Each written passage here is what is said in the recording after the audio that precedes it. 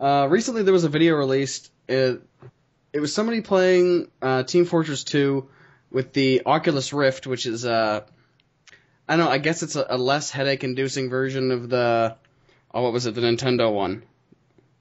Virtual Boy? Oh, God. Virtual Boy, yeah. And he was playing on an omnidirectional treadmill hooked up to the game. So, like, it was pretty much like he was playing the game. And it was very interesting to watch how this worked. And in the article that I'm going to link in there, it was saying that there was... I want to make sure I get the game right. Actually, I think I closed it. But there was I think it was Medal of Honor... No, it was Battlefield. There was an actual veteran that they got, like an army veteran, to play Battlefield using this setup. And they said that afterwards he was like shaking because it was so real. Wow, that's impressive. So Can we get like a Nerdcast fund going on so we can buy this? Epic Mass Effect. okay, so let's just on a tangent here. Let's just recap. We have money for an omnidirectional treadmill, an Oculus Rift, a computer that's strong enough to support this, a trip to Mars, a trip to Disney World. Yeah, so fun. Look forward to that. if you guys can pony up around like $20,000, then we can achieve all of our life goals right now. So I'm gonna go to Disneyland. We have thought of a bake sale, however, we didn't think it would work over as well. None of us can bake. No, exactly, that's the point. we would have like one tray of brownies that's burnt. But And if you come within an hour left of the bake sale, we will cut 50%.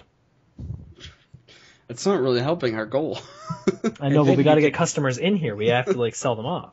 And then you can have our old stale baked goods. Hooray! But if something like this, if this setup was, I guess, if it was marketed by a console designer like Sony or Microsoft, and it was reasonably priced, do you think that this would be a setup that you would look into buying?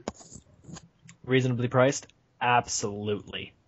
Yeah, I probably would. It would be one of those things that would be borderline gimmick, but borderline awesome thing to use every day. Yeah. It'd be like right in between. Well, Like I would like- still prefer like the whole controller deal, but then there'd be times where we'd be like, you know what? Let's break out this Oculus Rift, look incredibly nerdy, and have no regrets ever. It's Well- like we're getting exercise and video games. And that's what I was going to say. I was going to say, now there's an even bigger divide between one, like a stereotypical nerd and a stereotypical jock, because a jock, a stereotypical one, let's say, so it doesn't pertain to everyone. I'm not trying to be offensive or anything, even with the nerd side. But you think of that, and it's somebody who just sits in the gym and just lifts and doesn't do anything else, just bicep curls and bench press, and that's it. And now we're going to have a bunch of nerds that have been... That would be too easy. We're going to have a bunch of nerds that are going to be using this omnidirectional treadmill, and they're just going to have, like, the bottom legs of, like, some sort of god, and then... but have a flimsy upper body of a nerd. So... what I'm saying is, if they now have to teach the nerds kickboxing in order to compete with the jocks. And over time, the nerds will eventually win. But Because we can run faster. so what do you think makes something like this setup different from the Move or the Kinect, other than that there's more peripherals? Well, with the Kinect, first the Kinect actually has to work before I can compare anything. Because the Kinect works in an entirely broken way. There's latency problems. And plus with Kinect, this is just totally an opinion, you look like a fool. I'm not even gonna laugh when I say that. I've seen people play Star Wars Kinect. But that doesn't have anything to do with the input device. This is because the game's terrible.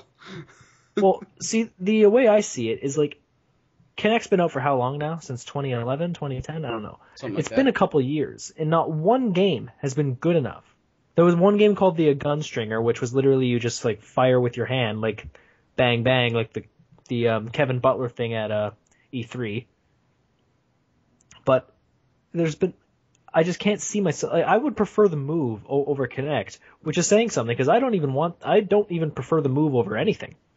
Okay, well, we're not going to turn this into a Move Connect bashing. Oculus Rift debate, but yeah. But no, like, what I'm saying is, like, what it gives over that is, it's like, you actually feel like you're in the game. Like, you're not just manipulating something that's on the screen. The screen is right in front of you. The screen is manipulating you. And I think that the biggest difference between... Sounds like an M. Night Shyamalan movie. Yeah. The biggest difference between a setup like this and something like a Kinect, or even just the method, is the treadmill and the Rift don't... they're not picking up anything through a camera. It's actually your movements that you're inputting into a device, rather than something like that's scanning for you moving. That can have so many errors and stuff like that, right? Yeah. So I think that that's the biggest difference, and I think that it's something that that's the direction you have to go in if we're going to implement Move controls. Well, yeah, it's the next logical step, really.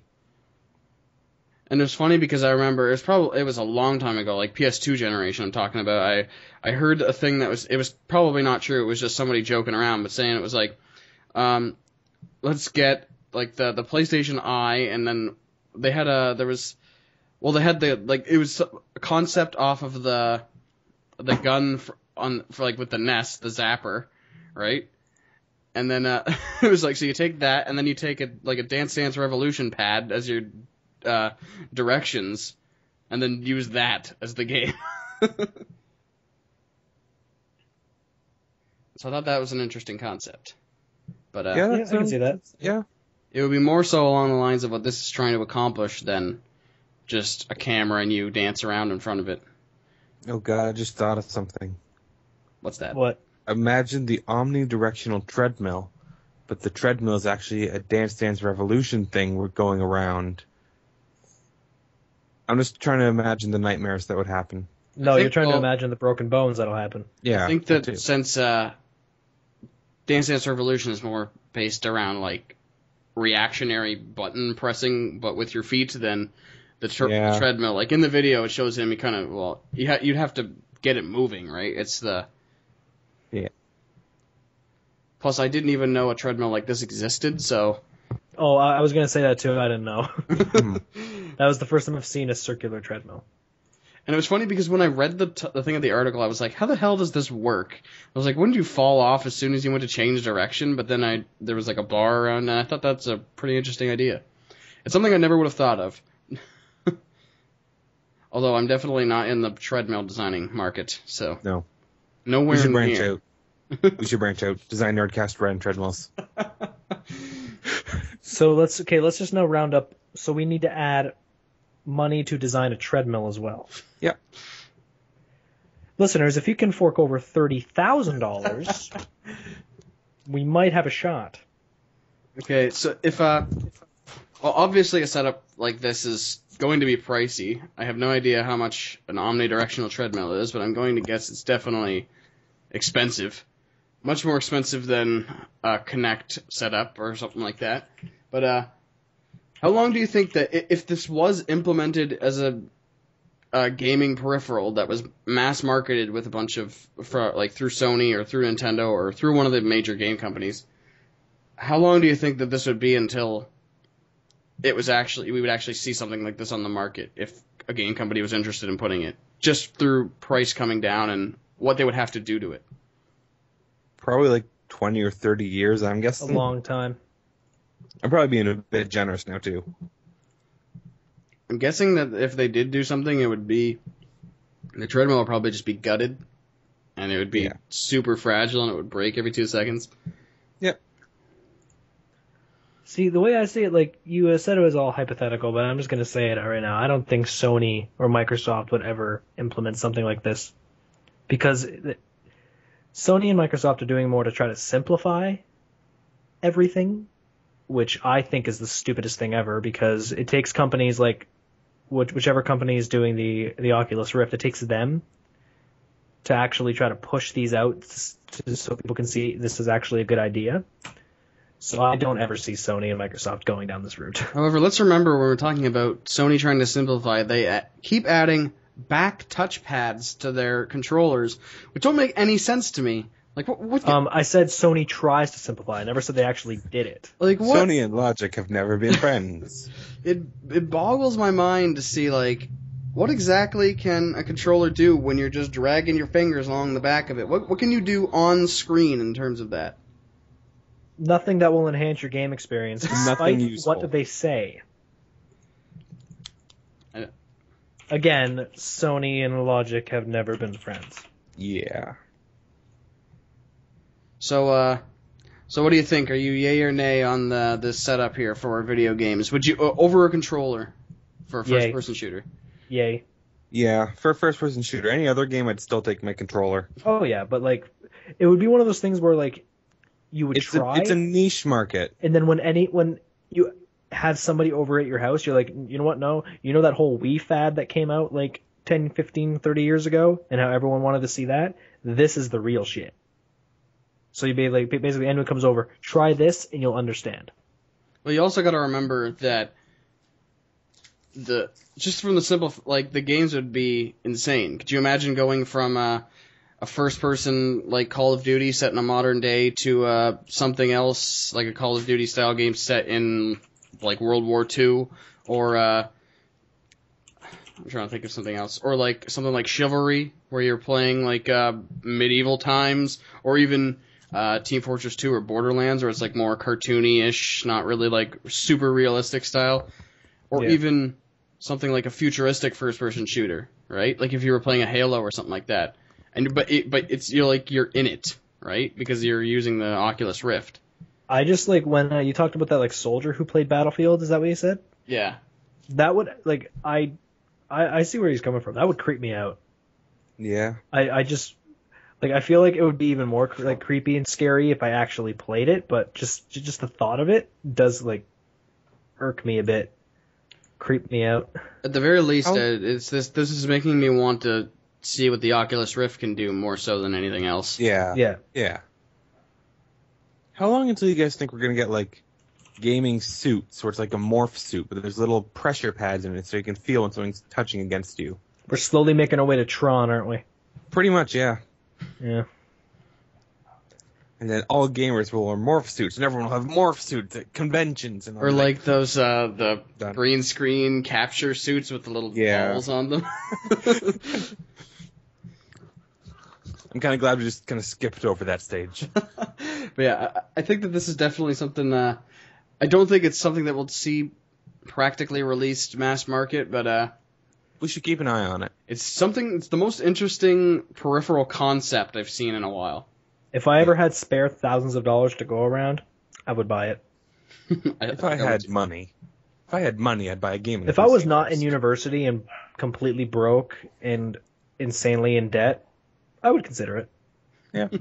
If people would just give me things and I don't have to work for them, I'd do it. Again, listeners, if you have $30,000... Oh, and it's probably less than $30,000, but again, we do want to go to Mars. Disneyland. Okay, listeners, if you have $30 million,